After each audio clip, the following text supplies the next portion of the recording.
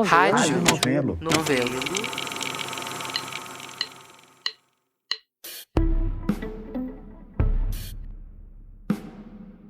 Eu gosto de moda e não acho que seja um assunto fútil ou um assunto desimportante.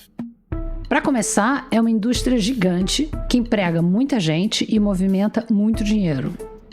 Além disso, é também divertido, uma forma de se expressar, de aparecer no mundo do jeito que a gente quer. E como diz a convidada de hoje, ninguém sai na rua pelado. Até quem acha que não liga pra roupa, que pega a primeira coisa que aparece no armário, tá comunicando alguma coisa com o que veste. Tá comunicando muito, na verdade. Então, o jeito que a gente se veste é sempre uma escolha que depende de muita coisa. Como é a nossa personalidade, que tipo de trabalho a gente faz, com quem a gente anda, quanto dinheiro a gente tem ou quanto a gente quer gastar com roupa. Mas o mais importante é o nosso gênero. É isso que guia tudo, querendo ou não. E para as mulheres no trabalho, isso fica meio complicadinho. Os uniformes cabem? São confortáveis ou ficam medonhos no corpo feminino? E se você trabalhar num escritório, como que você faz para só ir trabalhar sem que ninguém comente da sua roupa, sem que a roupa se sobreponha à sua competência? E se você é uma pessoa pública, uma mulher ou mesmo um homem na política? Pensar a roupa faz parte da sua imagem? Deveria fazer? A gente conversa sobre tudo isso com a consultora de estilo e acadêmica Thaís Farage, que por muitos anos percorreu o Brasil ajudando as mulheres a se sentirem confortáveis no trabalho e hoje pesquisa gênero e poder na moda. A Carol Pires estava nessa entrevista comigo e ela fez perguntas também.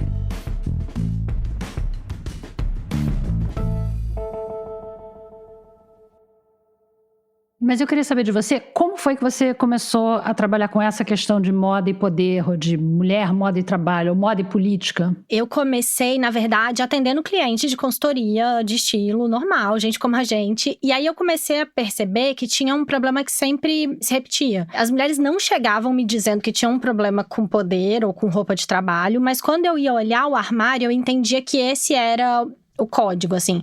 Durante muito tempo, eu viajei o Brasil dando um workshop que chamava Workshop de Estilo no Trabalho. E aí era muito assustador, como em qualquer parte do Brasil que eu tivesse, com profissões variadas. Então, médicas, gente que trabalhava em loja, advogada, engenheiro ou arquiteta que trabalhava muito em obra. Não importava qual era o mercado, sempre tinha uma questão de eu pareço muito nova no trabalho, as pessoas não me respeitam. E aí eu comecei a perceber que a roupa não resolvia, que não era um problema de roupa, era um problema de gênero. E que as mulheres passavam de sou muito nova para sou muito velha, né? Ela nunca chegou na idade certa. E aí eu percebi que, na verdade, eu precisava estudar muito mais poder e gênero, e roupa muito mais como um aparelho de transferência cultural do que moda como um sistema de negócio, assim. E aí eu comecei a pesquisar e estudar sobre isso. Obviamente, já a gente começa a falar de poder. Naturalmente, a gente vai olhar para as mulheres que estão disputando cargos públicos, disputando na política, porque é o lugar, né, mais disputa de poder possível, e que também são as pessoas que estão passando pela maior violência de gênero tranquilamente, publicamente. Eu fiquei apaixonada por esse tema e decidi que merecia estudar mais. E aí, hoje em dia, eu faço mestrado, pesquiso justamente poder, roupa e, sobretudo, gênero. Hoje em dia, que uma das coisas que eu estudo é moda como cultura, então eu passo muito por antropologia, eu percebo que esses 10 anos que eu passei atendendo cliente, na verdade, é praticamente uma pesquisa de campo, né? Assim, eu passei imersa, vivendo com as pessoas, problemas, e eu acho que essa, para mim, é a coisa mais valiosa, assim, da minha pesquisa, de ter percebido em campo um problema que existia e que a moda ainda não tinha conseguido nomear tão bem, sabe? A moda ficava tentando resolver com roupa, né? Então falava para as mulheres assim, se você usar roupa neutra, alfaiataria, se você não errar o comprimento da saia, você não vai ser assediada. E é um discurso completamente equivocado. Assim, a gente está dando para a roupa uma tarefa que não é dela. Não é a tarefa da roupa resolver um problema de desigualdade de gênero, ou mesmo de binariedade de gênero, né? Que eu acho que é ainda mais interessante como discussão, assim. Eu fui intérprete de conferência durante mais de 25 anos antes de começar a fazer podcast, e é um ambiente muito masculino, especialmente quando eu entrei, final dos anos 80, assim, todos os anos 90, ainda é hoje em dia. Com 20 e tantos anos também tinha isso, entendeu? Eu sou jovem demais, eu decidi que eu ia fazer terninho, com calça comprida, cinza, preto, azul, camisa de seda, uma camisa de algodão e sapato fechado. Não uso salto, nunca usei, mas sabe, sapato amarradinho, mocassim e tal. E aí foi isso que eu usei até o fim da carreira. Porque a ideia era assim, ser pano de fundo, porque intérprete é equipe de apoio, não é para aparecer, não é para nada. Nunca impediu que eu fosse assediada. De qualquer modo, eu ficava um pouco mais neutra e eu não tinha muita graça, mas eu realmente me sentia mais protegida em todos os sentidos. Pois é, tem duas discussões importantes assim pra mim. A primeira é que as mulheres sempre trabalharam, né? Essa história de que a mulher entrou pro mercado de trabalho é uma bobeira. A mulher sempre trabalhou. Mas quando as mulheres começam a disputar cargo de prestígio, começam a ganhar mais dinheiro, a moda cria pra elas uma roupa que faz referência à roupa masculina. Então, a gente tem o terno, que é a roupa da burguesia. Quando começa a burguesia, a ascensão ao poder, é o terno criado pra eles se movimentarem e andarem pela cidade. E o terninho, o taillé, é uma referência direta ao terno. Então, tudo que é muito feminino no ambiente de trabalho, segue ainda sendo muito atacado.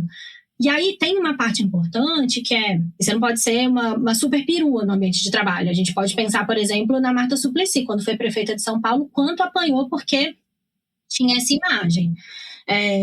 Por outro lado, também não pode ser cross-dressing, né? Não tem nada mais desconfortável, socialmente pensando, roupa, que uma mulher vestida de homem ou um homem vestido de mulher. E aí pensando de um jeito bem binário, que obviamente não condiz com a vida real. E aí no trabalho tem essa necessidade de fazer referência ao mundo masculino. Então sim, eu sou uma mulher, mas eu tenho que me vestir com códigos masculinos. Eu tenho que me comportar da maneira que o homem criou este mercado de trabalho de prestígio, de dinheiro. Tanto é que tem essas conversas, né? Que mulher morre de medo de falar que tá grávida, não vai voltar pro trabalho, vai ser demitida. Enfim, todas essas implicações de gênero, assim.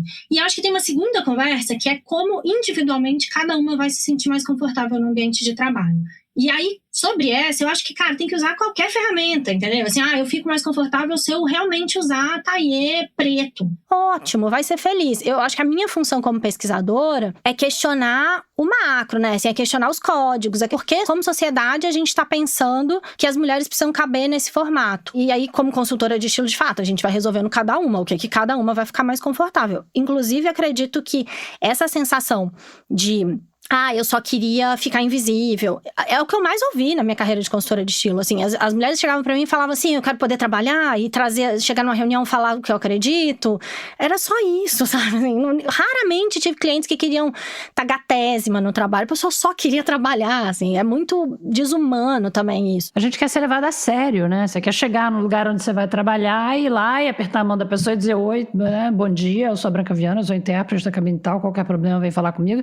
Que a pessoa olhe pra você e tenha a sensação que eu tinha, especialmente quando eu era bem nova, era de que eu queria que as pessoas tivessem confiança em mim, entendeu? Eu tô com cara de uma pessoa que vai conseguir interpretar perfeitamente o seu evento, você tá pagando bem pelo serviço e você vai ter... Essa era a imagem que eu queria projetar. À medida que eu fui ficando mais velha, eu já tinha mais essa cara mesmo, entendeu? E também mais confiança de chegar com cara de quem sabe o que tá fazendo, porque eu já sabia o que eu tava fazendo. Mas eu continuei, entendeu? Até o final. Aí quando eu parei de interpretar, que foi em 2018...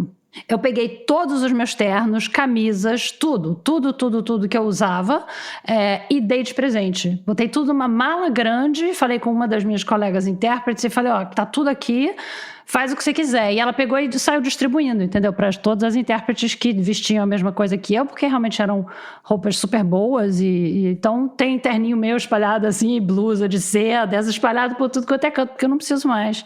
Agora eu posso usar o que eu quiser, né? Uma anedota e uma pergunta que me veio à cabeça agora é que essa coisa do taillé, né, no Congresso até hoje, se você entra ali no site da Câmara, tem umas dicas de protocolo de como você deve se vestir, tanto quando você é deputado quanto você é visitante, né? E até hoje tem lá, indica-se para as mulheres o uso de taillé, entre parênteses, blazer e saia, ou vestidos e sapatos sociais. Então, cadê a calça aqui, né? E eu lembrei, uma vez, teve uma jornalista, isso há muitos anos, que estava uma moda de usar short social. Era um short de alfaiataria até a altura do joelho e tal. E um segurança do Senado comprou briga com ela que ela não poderia entrar no plenário porque ela estava usando short. Só que não era exatamente um short, era uma bermuda social. O presidente do Senado teve que ir lá, intervir e tal. Aí eu fiquei imaginando, essa pessoa chega para você, Thaís, como consultora de estilo. Depois que você vai estudar, né, que a questão é gênero, não é moda, e nesse caso é totalmente gênero, você como consultora leva o que de volta para essa mulher? Porque fica a impressão de que você só pode levar assim, vamos pegar em armas e fazer uma revolução. Mas você está dando uma consultoria de moda, então qual é a dica de moda que você vai dar para uma pessoa que está passando por isso? Gente, eu sou pragmática, quase cínica, assim. O que a gente precisa fazer para entrar e dominar? Dane seu short, entendeu? Eu sou a favor de que as mulheres ocupem os espaços. Depois que tiver lá, a gente põe fogo. Mas eu tenho que ocupar. Bota a roupa que tiver que botar. Eu acho que essa é a minha grande mudança de perspectiva desde que eu fiquei mais pesquisadora do que consultora. A roupa é muito importante, mas é mais importante a gente ocupar o espaço, sabe? E aí depois a gente negocia a roupa. Não dá pra falar de roupa sem falar de gênero. E quanto mais eu estudo, mais eu percebo que falar de gênero não é nem falar sobre mulher, né? O que é ser mulher, né? Nem tem a mulher universal, são mulheres. A gente ainda vai ter que falar sobre ser mulher trans, ser homem trans, ser intersex. Tem muitas coisas, né? Não existe esse binarismo. E também acho que tem isso, né? O mercado de trabalho, ele vai querendo encaixotar todo mundo nesse binarismo. Ou você é homem ou você é mulher, num pensamento hétero, branco, que não cabe, as pessoas não são assim. Mas como consultora de estilo, eu acho que a gente vai fazendo as rebeliões e as revoluções pelas beiradas, assim, sabe? Vai usando o que dá, vai ficando confortável. Tem uma história que eu acho super emblemática, assim, quando o Harvey Weinstein foi denunciado, quando chegava uma pessoa nova pra trabalhar com ele, uma secretária dele falava, olha, usa 2 meia calças, porque aí fica mais difícil dele te estuprar. Gente, que loucura é essa que a gente tá vivendo, É inacreditável essa história, é muito impressionante. É uma loucura, e de algum jeito a gente foi normalizando que esse controle do corpo feminino seja aceito. Isso da gente pensar que a mulher pode usar saia, mas não pode usar bermuda, isso é 100% sob controle do corpo. Não tem nenhuma razão. As mulheres não deixam de ser assediadas porque não estão usando saia. Inclusive, quando a gente vai pensar o que é roupa sexy do homem? Pro homem ser sexy, é ser poderoso. A roupa sexy do homem é terno. Então, se não pode performar sexy no ambiente de trabalho, o homem não podia usar terno. Então, a gente vai ter que... Como é que nós vamos fazer, sabe? Então, é sob controle do corpo feminino. Ponto. Tá dado. Você fala bastante em política, eu tô lembrando do meu outro podcast, Maria Vai com as Outras. Eu entrevistei a Thalíria Petroni, que na época era vereadora em Niterói. E ela fala muito de roupa, porque ela não usa terninho, ela usa as roupas coloridas, e, né, com lenço no cabelo, colares e coisas assim. E caíram de pau nela na Câmara dos Vereadores. Era o que mais se comentava, independente do que ela estivesse fazendo, da pauta que ela estivesse levando, era isso que se falava, e xingavam, enfim. Eu dizer que era falta de decoro, que a roupa dela era falta de decoro. E aí você vai olhar os homens na política, que povo para se vestir mal.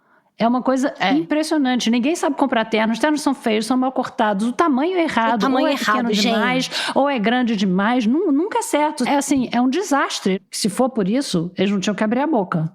Eu sempre falo isso, eu tinha uma cliente que ela chegava no trabalho e tinha um cara que falava assim pra ela, hoje veio vestida de cortina, esse vestido seu parece um sofá.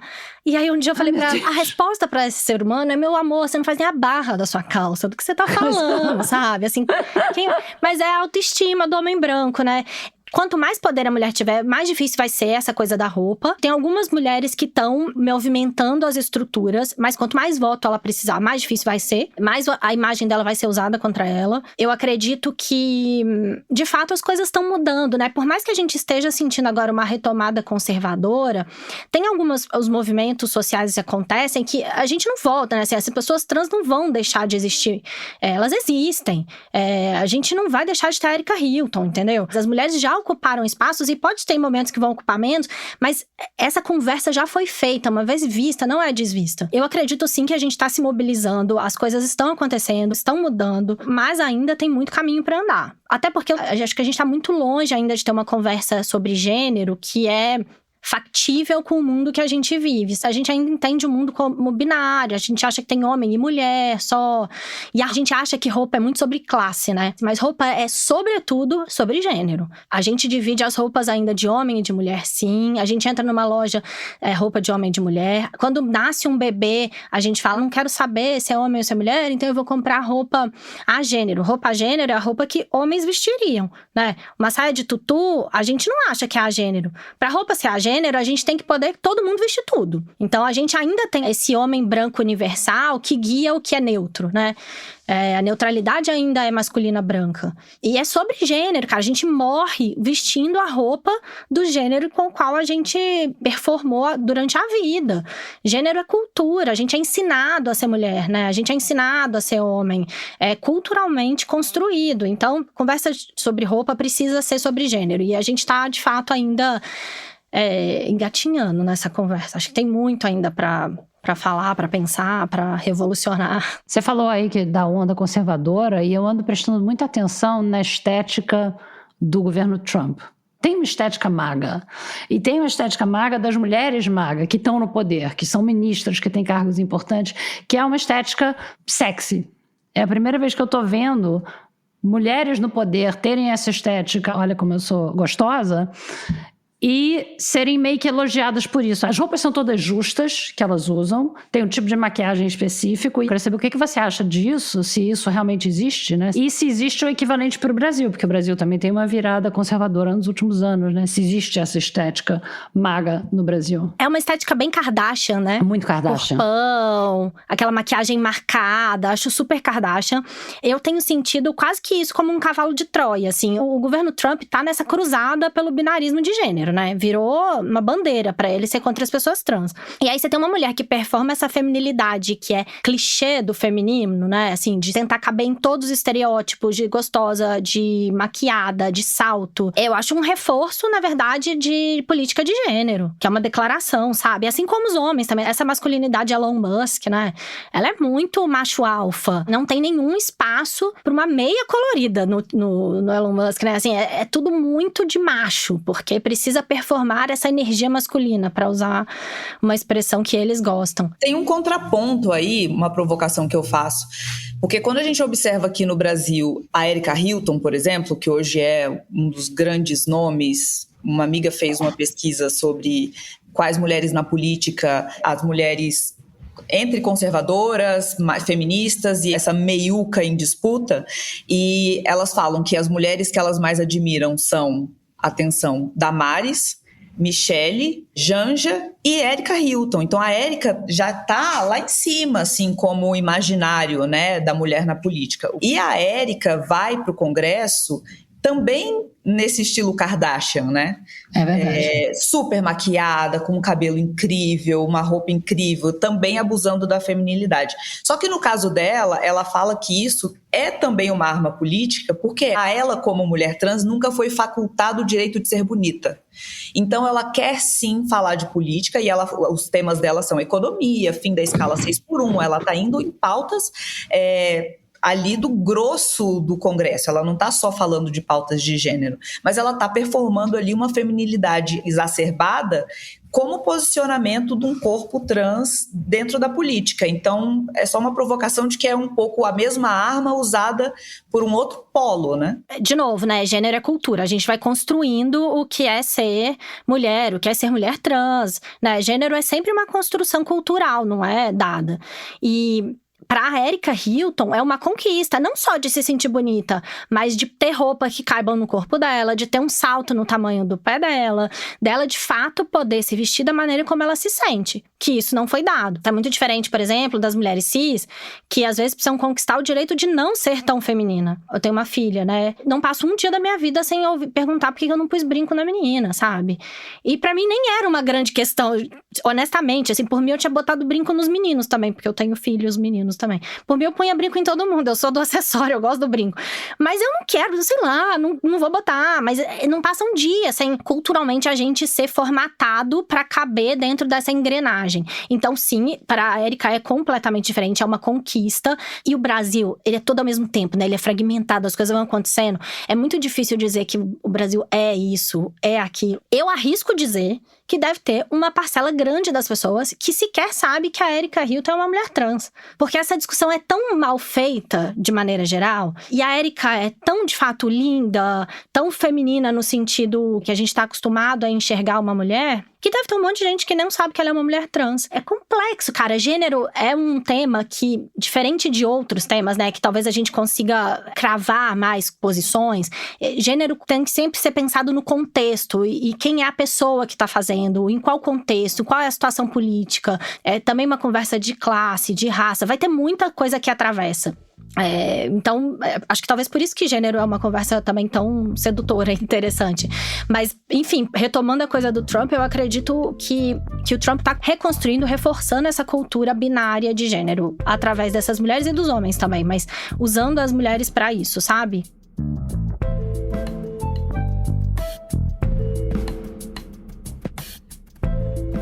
Depois do intervalo, a gente vai falar sobre moda e poder, sobre como os campos progressista e conservador estão usando a moda ou deixando de usar a moda para passar sua mensagem ideológica e ajudar a ganhar a eleição. Ela vai contar a experiência dela vestindo a Manuela Dávila na campanha para a Prefeitura de Porto Alegre e a gente vai saber quem é a pessoa na política que eu queria que a Thaís vestisse.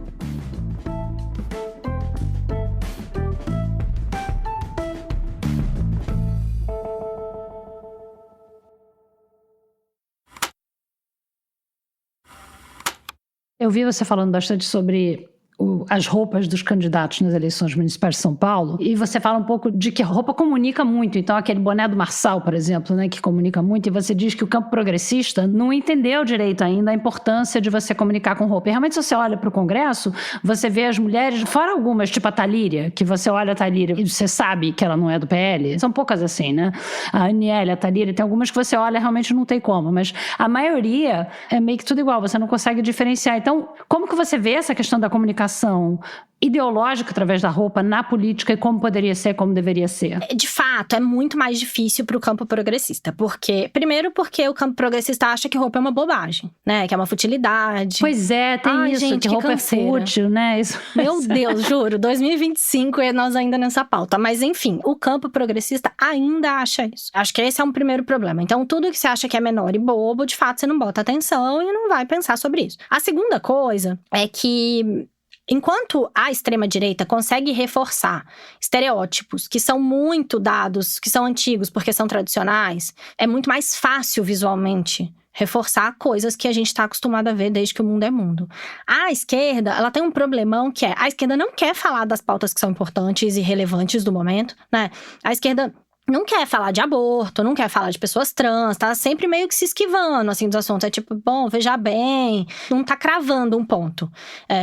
E também não tem esse lugar tão tradicional para reafirmar. Então, vira um lugar de comunicação visual que é meio nada, né? Se você não vai se posicionar fortemente para um lado, você também, naturalmente, não é do outro campo ideológico. Você fica num lugar perdido. E roupa não é linguagem como português, a língua portuguesa, por exemplo. Roupa comunica infinitamente mais por transferência cultural. Então, por exemplo, quando a gente fala do boné do Marçal, a gente está falando de uma peça que mudou o significado 1 milhão de vezes ao longo do tempo. É completamente diferente quando a gente vê um homem preto na periferia usando boné de quando a gente vê o Marçal de blazer usando boné.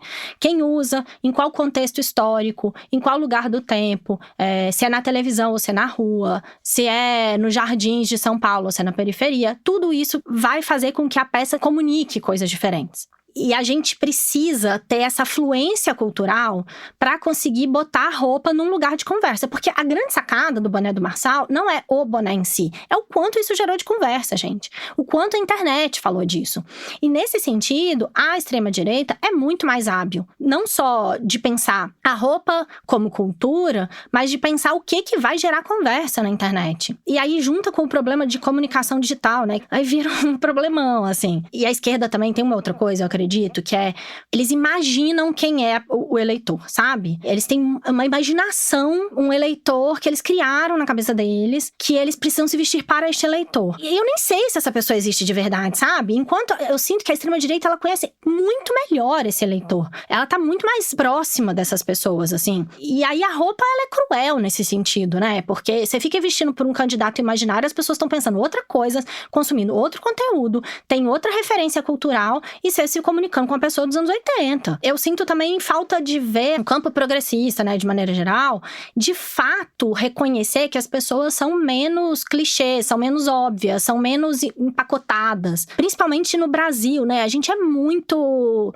fragmentado, misturado. A pessoa, às vezes, ela é evangélica e, ao mesmo tempo, super progressista. Não dá pra gente ficar achando que é tipo personagem de novela, né? Que a gente consegue botar numa cartela de cores muito fechada, porque ela tem, sei lá, 50 cenas e é tudo muito controlado. Não é assim a vida real. Então, também sinto falta dessa comunicação com o eleitor ser mais precisa, assim, a gente entender melhor com quem a gente precisa falar, sabe? E aí você quer dizer que o eleitor teria a capacidade de entender a comunicação visual do seu candidato, além de uma calça e uma camisa branca para ir fazer campanha, por exemplo, panfletagem, né? Não porque seja letrado em moda, mas porque tá dentro da cultura, né? A pessoa é pulsante na cultura. É uma outra coisa que você costuma falar, que todo mundo se veste, né? Ninguém vai sair pelado na rua, né? Todo dia a gente faz uma escolha de como a gente vai se vestir, de acordo com o que a gente quer, se sente confortável, o clima, o tempo que tá fazendo, o lugar onde a gente vai. Cara, a roupa da política mudou muito, né? Assim, durante muito tempo, era uma preocupação assim, qual é o terno certo? Então, por exemplo, quando o Lula foi eleito a primeira vez, tem toda essa conversa sobre a roupa do Lula, né? Que era assim, ele passou... mas aquilo foi fundamental. Aquilo foi fundamental. O Lula dizer que gostava de usar terno e usar uns ternos bacanudos, aquilo foi fundamental. E foi legal de ver. E foi mais simples, porque a gente precisava fazer com que ele deixasse de vestir o personagem torneiro mecânico e vestisse um personagem presidente. E usasse um terno que era bom e que ficasse bonito nele. Era um jeito dele dizer, eu consigo fazer parte desse mundo, eu tô aqui de igual pra igual. Agora, as coisas estão muito mais complexas, gente. Não é mais sobre tá bonito, tá feio, o terno tá bem cortado ou não tá. É sobre como a gente, de fato, se relaciona com as pessoas, né? E a internet tirou muito desse decoro. A gente vê o Bolsonaro, gente, que era, sei lá, leite condensado escorrendo pela mesa abaixo, sabe? Eram uns trem horrorosos, umas roupas horripilantes, mas isso, de alguma maneira, foi uma estratégia que funcionou muito bem pra estar mais perto das pessoas. Essa história, por exemplo, do Marçal de boné, que em teoria é um super falta de respeito, não tem nada de roupa formal nisso, virou um grande assunto. Vendeu não sei quantos milhões de bonés do Marçal. Ele não venceu, mas ele teve uma votação muito expressiva. Eu sempre falo isso, roupa na política não é ser bonito ou feio, não é nada disso. Roupa na política é que roupa vai me ajudar a ganhar a eleição, ponto. E isso não quer dizer que é fantasia, porque o eleitor não é trouxa, o eleitor entende fantasia. Mas é estratégia, sabe? Que roupa me ajuda, ponto. Eu tenho a impressão, queria saber o que você acha disso, que as roupas do Bolsonaro e da Michelle são estratégicas, são muito bem escolhidas. Eu acho que funcionam muito bem para o que eles querem. Né? Super. Não é à toa, não é acordei assim, claro, assim que eu sempre me vesti. Não, aquilo é pensado. É maravilhoso, né? Justamente por isso, porque é muito pensada. E se você não pensa sobre isso, né? Se você não tá estudando lá roupa, semiótica, imagem, você olha para aquilo e pensa, gente, ele acordou e botou qualquer roupa tipo eu. Esse tipo eu vence a eleição. É uma fluência no brasileiro, né? Saber fazer essa conversa, não só, mas também através de imagem, é ser fluente no povo, na cultura. É um valorzão. E a Michelle, ela tá sempre sóbria, mas com cores suaves, quer dizer, ela passa uma feminilidade que não é agressiva, que não é muito assertiva, que não é sexy, mas é feminina e que é sóbria. Né? Não é aquela roupa modesta, assim, completa, que vai subir até o pescoço, mas também não é sexy, é de acordo com a idade dela, comunica muito aquela roupa. Eu tô sempre prestando atenção na roupa da Michelle, desde o começo, desde a posse, eu fico prestando atenção, dizendo, isso tem esperteza aí atrás. É isso, ela é o Bela, né? É a ideia do belo, assim. E ao contrário, aí fazendo esse contraponto com o Trump, que veio num Trump 2 muito agressivo e traz uma imagem feminina que é mais do sexy ligada ao feminino agressivo, forte, né? A Michelle não, assim, ela é do bela, jamais vou entrar em conflito com o marido. Ao mesmo tempo, eu sou uma mulher bonita, né? Essa coisa do mulher ser bonita, durante muito tempo, a grande qualidade de uma mulher era enfeitar o ambiente, né?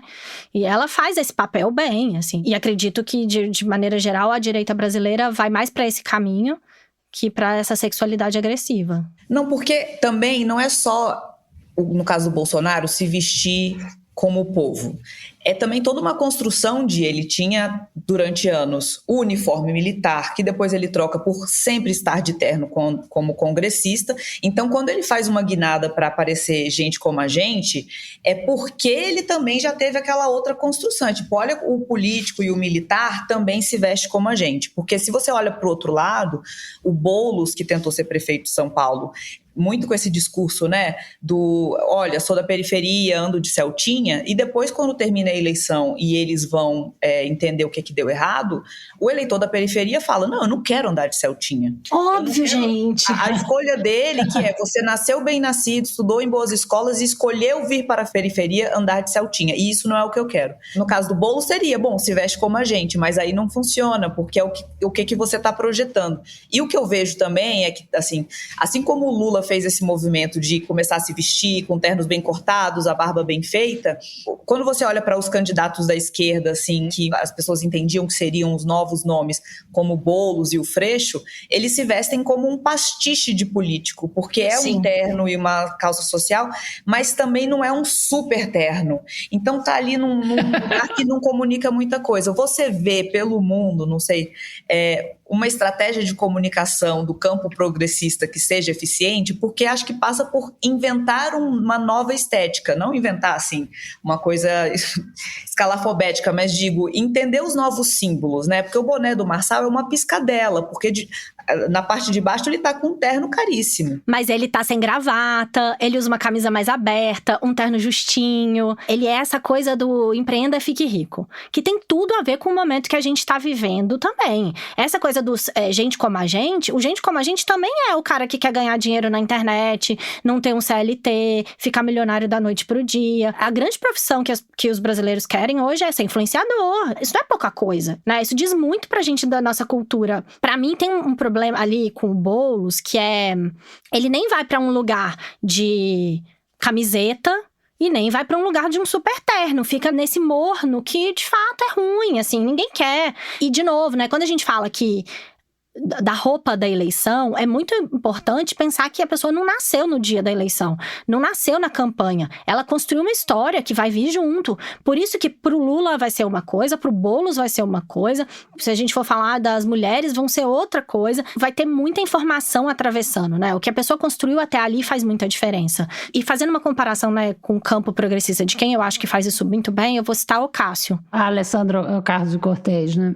A deputada americana. Isso. E nesse sentido, ela é o antônimo do Boulos, cara. Porque ela é linda, ela tá de batom o tempo inteiro vermelho, ela usa os códigos da latinidade, então a coisa da argola dourada, que nos Estados Unidos é muito simbólica. Ela, quando foi eleita, falou, eu vou usar muito batom vermelho, porque o batom vermelho é um símbolo da latinidade e eu não quero que as mulheres precisem tirar o batom vermelho para ser valorizada. Gente, olha a força desse discurso.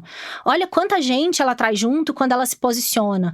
E ela virou uma pessoa super do campo progressista, ela é uma mulher latina, muito bem votada, que sai na Vogue, que é olhada pelos veículos de moda, porque como mulher, ela sabe que ela vai ser analisada pelo que veste, e ela tomou isso como uma ferramenta, como uma força. Eu gosto muito dela, assim, ela é pra mim, um farol nesse sentido. Também não é que ela tá indo vestida de pavão, sabe? Ela usa um taillé, ela usa umas saias lápis, mas tem sempre o toque de personalidade e ela fala sobre isso. Eu acredito que como mulher é muito difícil não trazer a equidade de gênero no discurso quando você fala de roupa, sabe? Você tem uma experiência que eu queria que você contasse pra gente, né? De fazer consultoria de moda pra política. Com a Manuela Dávila, não sei se com outras pessoas também. Então conta como é que foi isso, como é que você foi para lá, e por que ela te chamou, por que você foi? Cara, ela não me chamou não, eu praticamente stalkeei ela, eu acho que ela topou só pra ver se eu deixava ela em paz. Eu vi a campanha dela pra vice-presidência e eu achava que ela tinha um super potencial ali, não usado. A coisa mais impactante, de verdade, pra mim como mãe, foi ver a Manuela carregando a Laura pra todo lugar e amamentando. Foi a primeira vez que eu parei pra me perguntar assim, gente, cadê os filhos desse monte de político homem, sabe? Que a gente nunca viu em lugar nenhum. Isso diz muito, né? Mas eu achava que a roupa dela não ajudava. Ela vestia cada dia de um jeito completamente diferente. Ela claramente não tinha tempo, nem habilidade, nem tinha ninguém ajudando pra pensar sobre isso. Então ela tava um dia de de camiseta, um dia de blazer, um dia… Era sem consistência.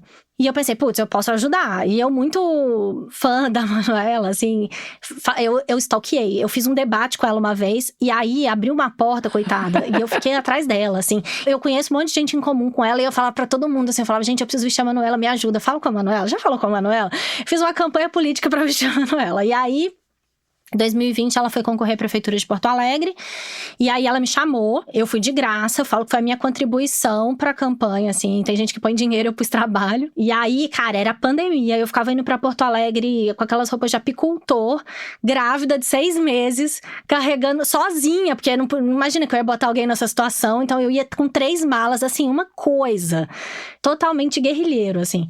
E foi muito legal. A gente fez um armário todo de roupa de brechó. A Manuela é muito preocupada com isso. Praticamente tudo era de brechó ou de marcas de mulheres, mas sobretudo de brechó. Todas as roupas foram ajustadas pra ela. Ela ia estar sem a Laura, né? Porque era pandemia. Então, isso era uma coisa que ela tava angustiada, tava sempre no discurso. Então, a gente pegou uns desenhos da Laura e fazia uns bordadinhos em lugares estratégicos pra ela sentir que a Laura tava com ela. Foi muito legal. Mas eu entendi 2 coisas, assim, vestindo a Manu. Primeiro que não dá para começar a pensar a estratégia visual para a campanha. Precisa vir antes. Não dá para ser assim, vai, a eleição é mês que vem, a gente começa agora. Não dá, assim, a construção de imagem leva tempo. E a segunda coisa é isso, assim, se for mulher, né, precisa estar pronta para falar sobre isso. Cara, ela apanhou muito com a roupa. E apanhou, enfim, a Manuela Dávila é uma das mulheres que mais sofreu violência política no Brasil, certamente.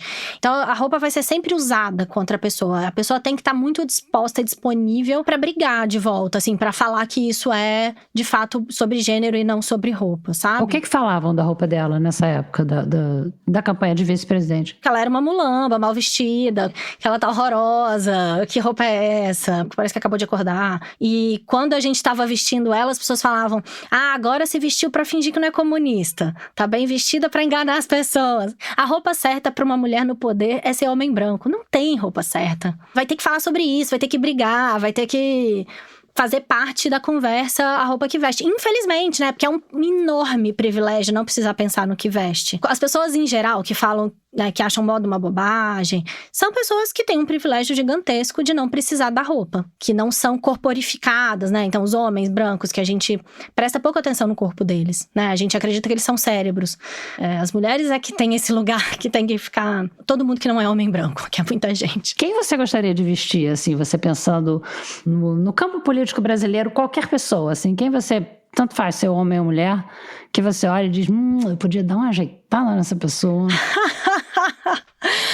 Eu penso muito sobre isso, sabe? Assim, eu já neguei muita gente. Por quê? Por motivos diferentes, assim, eu mudei já de ideia. Antigamente eu não vestiria alguém que eu não votaria. Porque, de fato, eu acredito muito no poder da roupa. Eu não queria investir meu tempo e energia em alguém que eu não queria que ganhasse.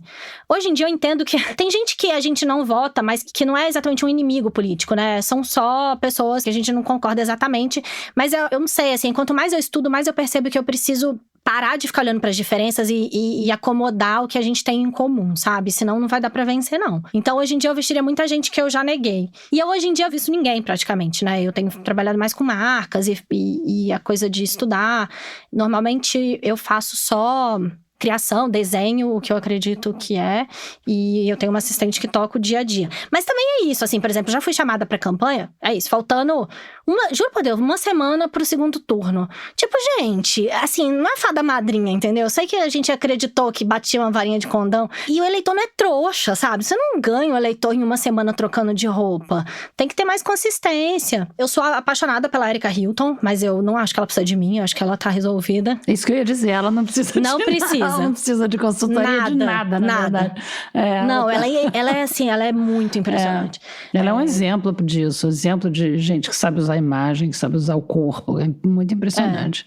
No campo progressista, você indo desde o campo progressista até, digamos, o centro, a gente olha e eu fico triste, porque eu gosto de gente bem vestida, eu gosto de ver a Erika Hilton, sabe, gente, entrando no congresso, aquilo me dá alegria, me dá prazer, é uma coisa que… Como é que é aquela frase gosto, do realmente gosto. Carnaval, do… Pobre gosta gosta de luxo, quem gosta de miséria é intelectual. É do Joãozinho 30, né? Acho que é isso. Quem gosta de miséria é intelectual. Cara, não, sabe? A vida é muito difícil. Cara, viver no Brasil é muito desafiador.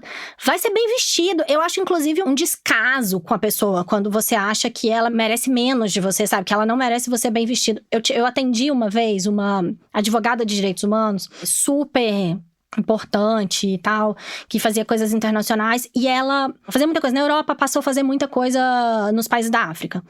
E aí ela me disse, antes de ir pra África, assim, ela falou, cara, eu acho que eu preciso mudar um pouco as coisas que eu uso, assim, eu me sinto desconfortável de ir com essas roupas grifadas, tão caras, é ostensivo, não quero. E aí a gente mudou um pouco, e aí no primeiro dia que ela chegou, uma pessoa de Moçambique que convivia com ela na Europa, falou pra ela assim, então pra vir pra África você vem de vestida de pobre, né? E aí ela falou assim, gente, ela tomou um soco, assim, na cara, sabe? E eu acredito que tem um pouco isso, assim, por que a gente acha que as pessoas que são pobres talvez não mereçam ver uma coisa tão boa, bonita? Enfim, é uma discussão difícil, né? O Brasil é um país muito desigual, classe é um tema tensão.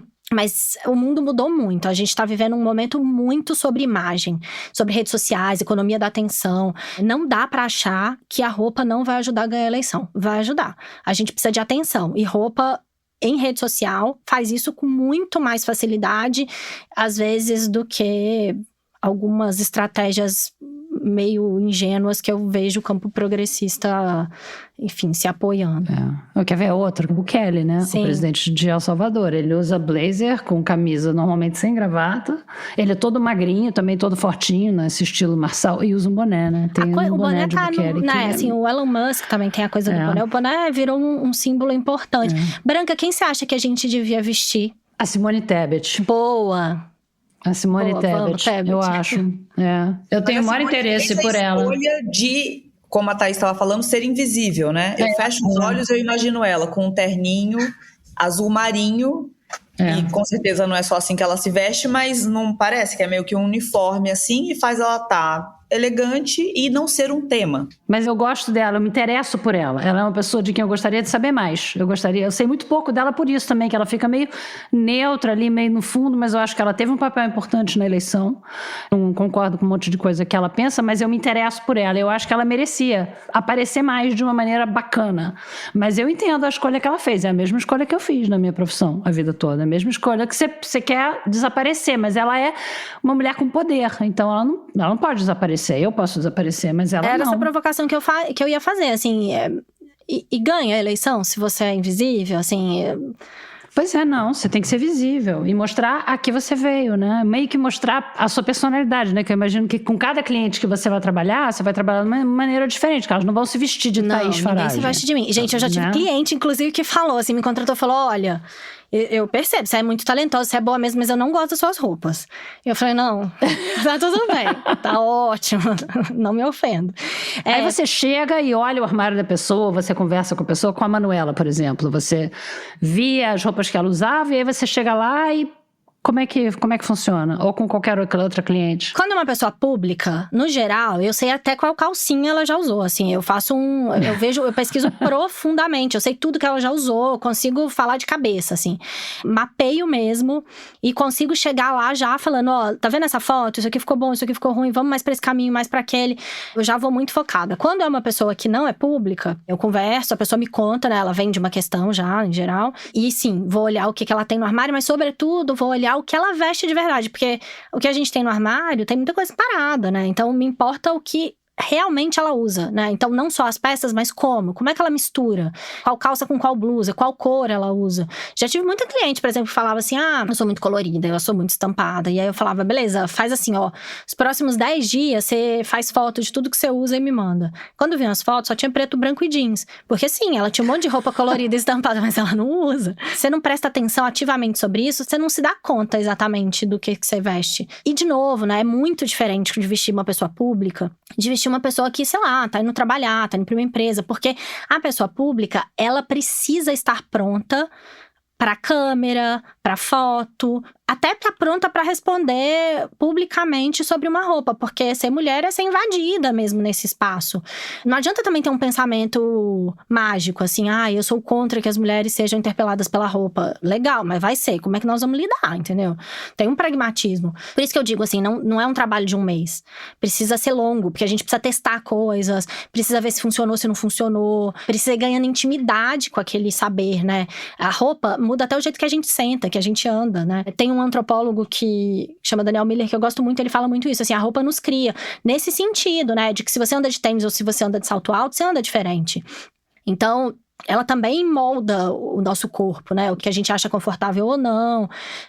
Então, precisa de um tempo para ganhar esse corpo. Que eu acho interessante, eu gosto de ver, assim, essas mudanças na imagem da pessoa, à medida que a pessoa vai ganhando mais conforto no poder, vai mudando um pouquinho. A Hillary Clinton, coitada, pobre mulher, que apanhou a vida inteira por causa disso. Eu me lembro, na primeira eleição do Clinton, porque eu tenho idade para isso, de que ela era primeira-dama, gente, ela não era nada, esse papel ridículo de primeira-dama. O cabelo dela era notícia de primeira página. Mudou o cabelo, pintou o cabelo, tá feia, tá bonita, por cima naquela época. E depois ela, como política, ela foi mudando, né? Ela passou a usar a roupa de maneira significativa, tipo botar um terno branco, que era uma homenagem às sufragistas e às feministas e coisas desse tipo. A Kamala, eu acho que usou bem a Kamala roupa, né? Quando ela virou, ela foi assim, né? Também, coitada, ela teve que inventar uma estratégia para ser candidata de... Cara, mas os americanos são muito bons de imagem, né? Assim, e os americanos, eles têm essa consciência quase material de que roupa não é bobagem mesmo, sabe? Assim, e eles não vão deixar cair. É uma coisa quase do business, né? Assim, entender que isso é uma força e não dá pra deixar nenhuma força de lado. O que me magoa no campo progressista brasileiro é isso, assim, tá perdendo e tá abrindo mão de uma ferramenta, sabe? Eu fico assim, meu Deus, não, mas tá indo pra guerra e tá deixando um pedaço, sabe? Nos Estados Unidos não importa muito qual é o seu campo. A imagem vai ser usada pra te ajudar a vencer. Ter um pouco mais de pragmatismo ajuda também, né? Quando a gente fala de política, assim, o que essa roupa precisa entregar, sabe? Precisa entregar vencer. Precisa entregar conversar. Precisa entregar atenção na mídia. Pragmatismo. Thaís, você falou que você está trabalhando mais com marcas e você trabalha muito com tendências de consumo, né? Isso. E aí eu fico pensando, para onde você olha para enxergar antes que todo mundo o que vai virar tendência? E a gente está falando muito de direita, então é a direita que pauta a nova tendência ao criar o boné como símbolo, que, né, vai ser usado pelo Trump, pelo Musk, pelo Bukele, pelo Marçal? Ou é alguma coisa que eles enxergaram antes? Assim, para onde você coloca o seu olhar para entender o que é tendência antes de virar tendência? As tendências, assim, durante muito tempo, as pessoas que estudavam tendência entendiam que vinha da juventude, né? Então a gente ficava muito de olho nas pessoas entre 18 e 24 anos, que eram onde as tendências iam surgir. E também vinham dos nichos. Então a gente tinha uma cultura mainstream, tudo que não era mainstream estava sempre reformulando o que viria a ser mainstream. A gente está vivendo um mundo onde a gente não tem mais uma cultura mainstream. A gente tem um monte de cultura mainstream acontecendo ao mesmo tempo. Eu não sei se acontece com vocês, mas comigo acontece todo dia.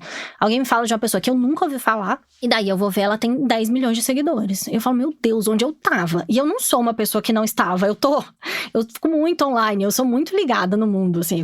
E de fato, a gente tem muita coisa acontecendo ao mesmo tempo. Então, a gente entende que hoje as tendências vêm de tensões culturais. Onde a cultura está se batendo? Às vezes é dentro de um próprio grupo, às vezes é entre grupos, mas é onde está tendo uma tensão. É dali que vai surgir tendência, tanto de comportamento quanto de produto. De novo, acho que a gente precisa continuar olhando para os nichos. Então, quando eu falo de nicho, mesmo dentro da política, a gente vai ter os políticos ou os movimentos que estão mais mainstream, que tem mais gente olhando. E, no geral, quem vai propor uma solução para essa tensão cultural é quem está mais apaixonado, mais arraigado na tensão, que é quem está no nicho. Então, possivelmente, as comunidades LGBTQIA+, são as pessoas que vão ter menos seguidores no Instagram, ou são pessoas que não estão nos grandes centros urbanos, em geral, por esse caminho. E aí, para mim, a extrema-direita tem conseguido emplacar mais tendências porque ela tem menos medo da tensão cultural. ela tá mais inflamada e mais disposta a brigar. E na internet, esse é o discurso que viraliza, né? É tipo, você chega numa mesa de bar e fala: "Ai, gente, aconteceu uma coisa muito legal hoje na minha pesquisa na USP. Eu li um autor, pronto, já perdi, ninguém mais me ouviu. Acabou. Tipo, dane-se, querida. Agora chega numa mesa de bar e fala assim: tem uma fofoca, tem uma baixaria pra contar. Pronto, todo mundo te ouve. E é um pouco isso a tendência, né? Então, quando a gente tem a extrema-direita gritando e disposta a pegar as tensões, de novo, enquanto a esquerda tá lá, não, imagina, não sei, pessoas trans, ei, oi, não ouvi, hein? Não é comigo. A direita tá lá falando, não, é binarismo, só tem mulher e homem, Deus criou assim. Tá cravando, né? É mais fácil criar produtos nesse momento em que você não precisa ficar nesse lugar morno, né? A tendência não é do morno. E a moda me ajuda muito a enxergar o que vai vir depois. Porque se hoje a grande indústria de novidade é a tecnologia, a moda durante séculos foi a grande indústria da novidade. A gente tem muita fluência com a novidade. O sistema de moda, ele é ancorado no novo. Então, através da moda, eu consigo pensar comportamento, eu consigo pensar consumo. Por exemplo, quando eu falo de moda modesta, me importa tudo. A roupa é quase a última coisa. Moda modesta é muito mais sobre o comportamento, sobre como a gente está enxergando mulheres e gênero, como a gente está enxergando o trabalho doméstico e trabalho fora de casa. É muito mais sobre estrutura social. A roupa é a última coisa, a roupa é o fácil, né? Então, eu uso essa lente. É por aí que eu penso, em geral, inovação, novos produtos, consumo. Eu adorei a conversa, Thaís. Obrigada. Obrigada.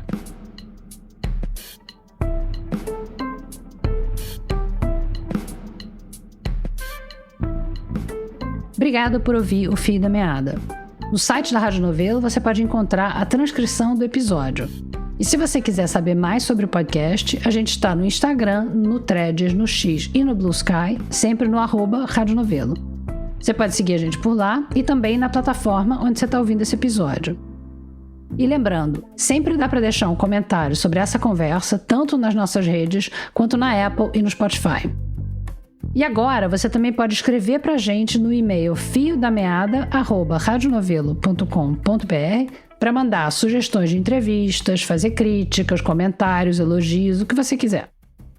O Fio da Meada é um original da Rádio Novelo. Tem episódio novo toda segunda-feira. Durante a licença maternidade da Evelyn Argenta, a coordenação e produção ficam a cargo da Ashley Calvo. A direção criativa é da Paula Scarpim e da Flora Thomson-Devô. A direção executiva é da Marcela Casaca, a edição executiva é da Natália Silva, a gerência de produto é da Juliana Jäger, a gerência de parcerias é da Luísa Sade. A montagem desse episódio é da Luísa Silvestrini e a sonorização e mixagem são da Júlia Matos. A música original é da Luna França. O apoio de produção é do Vitor Hugo Brandalize, da Bia Guimarães, da Sara Zoubel, da Bárbara Rubira, da Carolina Moraes, do Vinícius Luiz e da Isabel de Santana. A produção desse episódio foi da Carol Pires. O desenvolvimento de produto e audiência é da Bia Ribeiro. A identidade visual é da Natasha Gompers. A coordenação de ilustração e design é do Gustavo Nascimento. A análise administrativa e financeira é da Tainá Nogueira. A checagem é do Bruno Lima. E a revisão de transcrição é da Flora Vieira. Obrigada e até a semana que vem.